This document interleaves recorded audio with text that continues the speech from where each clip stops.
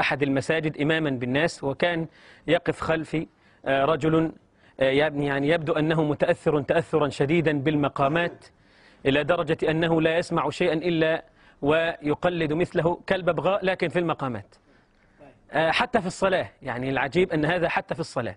فأنا وقفت وبدأت أقرأ: الحمد لله رب العالمين، وإذا من خلفي يقول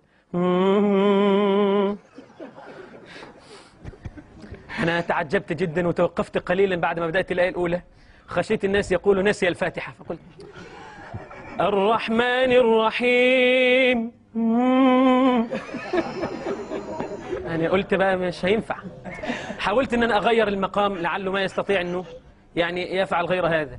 مالك يوم الدين.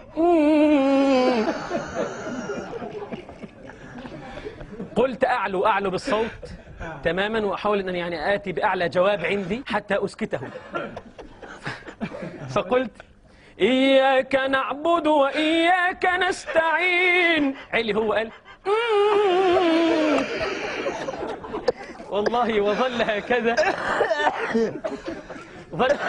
طوال القراءة، حتى إني لما ركعت قلت يعني الله أكبر.